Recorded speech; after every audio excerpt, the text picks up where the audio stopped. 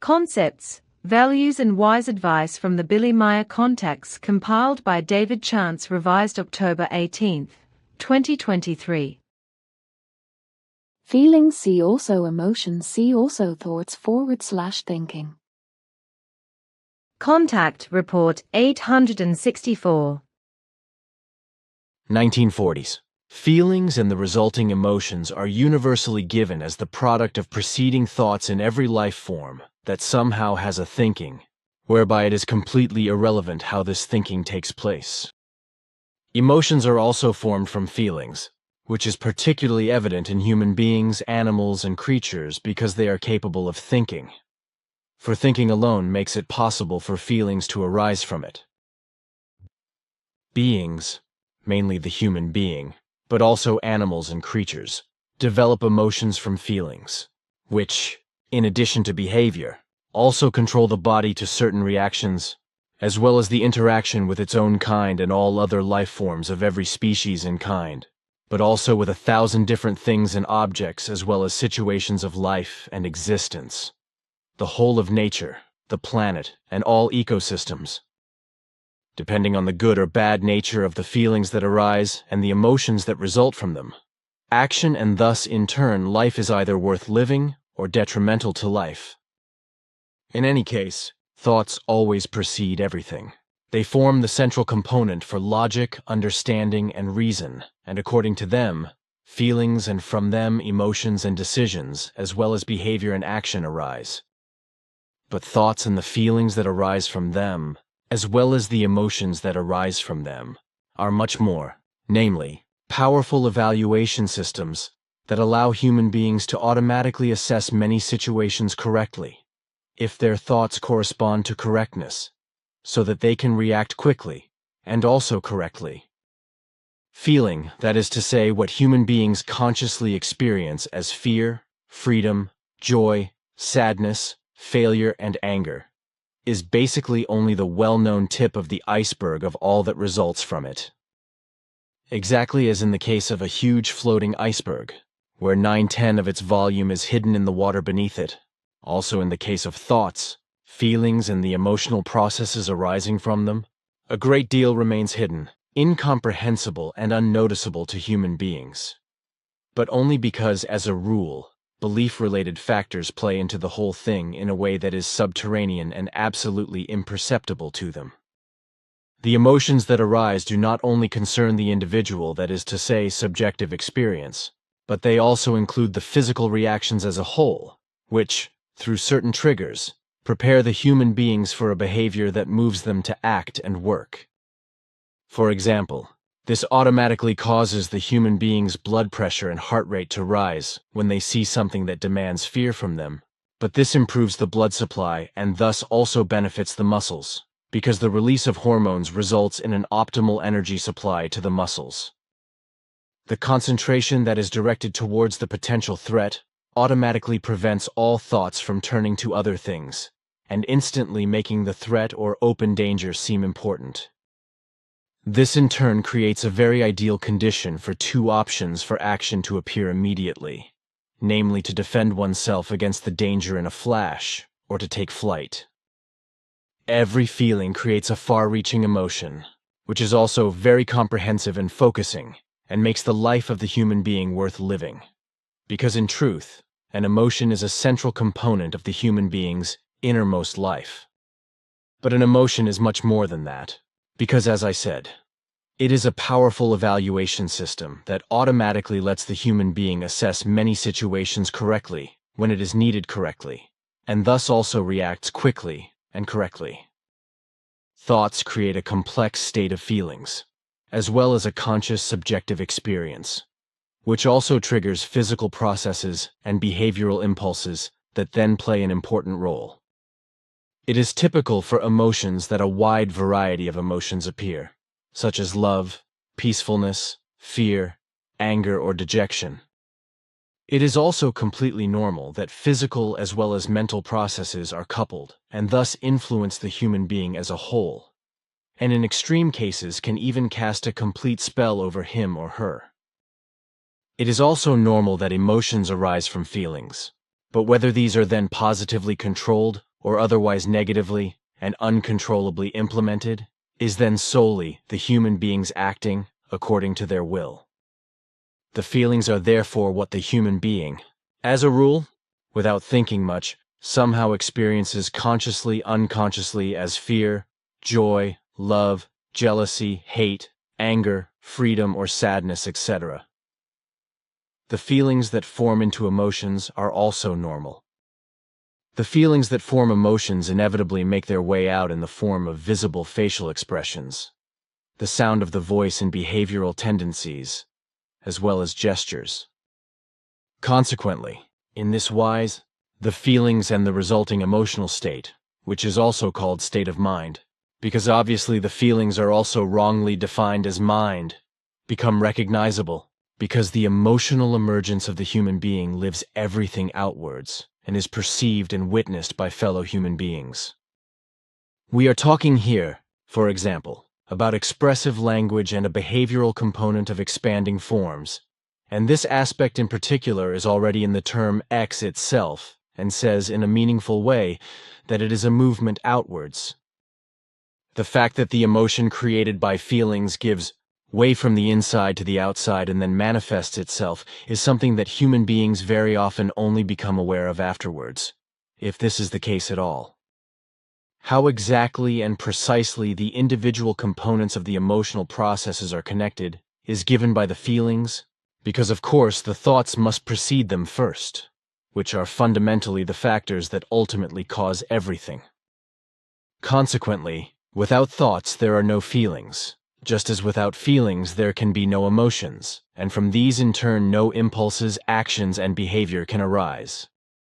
Certain areas of the brain are involved in everything, generating and controlling neurobiological processes, although emotions are so complex and multifaceted that they can hardly be generated in a controlled manner. In addition, not every human being reacts in the same way to certain situations, which in itself creates a wide variety of problems in being able to classify emotions into a certain scheme. It is difficult for human beings alone, as those affected by emotions, to be able to perceive them as a whole, because they are already unable to define their feelings, and they are also unable to comprehend the origin of them, namely their thoughts that precede everything. For this reason, the human being often perceives the whole process only very diffusely. This is especially the case when the feelings go uncontrollably crazy and no clear and striking insights are possible anymore, because they are no longer perceived correctly and are just diffuse. Feelings and emotions arising from them do bring variety into life, and every human being actually knows what thoughts and emotions arising from them are. But as a rule, these cannot be defined as what they actually are in terms of their values and in terms of their effects. It is also not understood that emotions do not arise and manifest themselves before feelings, but that it is exactly the other way round, namely that certain feelings are first created out of certain thoughts, and only from these do the emotions then develop. Feelings and the resulting emotions are not always good and beautiful, positive and peaceful, but also bad, negative, and even deadly. But if the human being tries to lead life without thoughts, feelings, and emotions in a strictly objective and rational way, he will never succeed because without thoughts, without feelings and emotions, he could not live and would be as good as a dead living being. The human being would be an illusory being without compassion, and his existence would be only an illusory human being, and as empty as it would also be completely meaningless. Practically everything that makes him unique as a person would also be lost, as in the fact that his personal life story would also be null and void. The person's own emotionality, based on feelings, is a decisive and special part of the human personality, because the strong feelings and the resulting emotions have not only shaped the actions and activities of the human being in question in the past, but they also have an effect as special episodes at present and in the future, and constantly shape and change the inner identity of the human being. This is, so to speak, a personal experience that shows that the human being really does change in the course of his or her life, which may be for the good or the bad, depending on how the human being aligns himself or herself. Depending on this and on the events that occur, They are stored only faintly or particularly deeply in the memory. Emotions often enjoy a very bad reputation, especially when and by human beings who lead a negative life and consequently have unpleasant and otherwise bad thoughts. If, on the other hand, they had sensible and good thoughts, cultivated them and were able to weigh them up in the same way, and did not make decisions irrationally and unpredictably, then they would be good and sensible people. It is undeniable that, for example, quarreling often leads to no solution of problems, just as learned things are not brought to bear. On the other hand, however, emotions, if they can develop in a correct wise, bring about a valuable evolution in the course of time, which develops in a high-quality way. This is essential for human beings to be able to make correct decisions at all, and to react to their environment in an appropriately wise manner. Correctly and thus reasonably considered, thoughts, feelings, and the resulting emotions are never a luxury, but are a complex system of aids in the life of human beings and their existence. The evolution of the human being has produced values that are essential for survival through his thoughts, feelings, and the resulting emotions, such as a mentally lightning fast and generally comprehensive evaluation system, as a result of which everything can be grasped and evaluated that falls within the range of the grasping capacity of the human being, as of all living beings in general.